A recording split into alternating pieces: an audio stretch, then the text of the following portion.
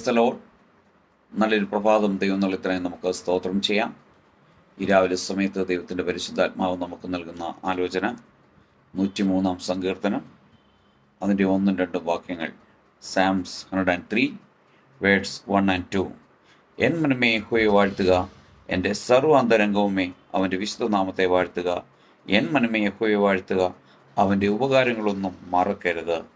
ഈ രാവിലെ സമയത്ത് നമ്മുടെ ജീവിതത്തിൽ നാം ഇന്ന് നിലനിൽക്കുന്നെങ്കിൽ ദൈവം ചെയ്ത ഉപകാരങ്ങളാണ്. ദൈവത്തെ അതുകൊണ്ട് വാഴ്ത്തുക, ആത്മാർത്ഥമായി അവനെ സ്തുതിക്കുക. ആമേൻ. ആത്മാർത്ഥമായി അവൻ്റെ സാന്നിധ്യത്തിൻ്റെ മറവിൽ നിലനിൽക്കുക. ആ ദൈവ സാന്നിധ്യത്തിൻ്റെ മറവിൽ നിരന്തരമായി ആയിരിക്കാൻ നമ്മളെ തന്നെ ഏൽപ്പിച്ചു കൊടുക്കുക.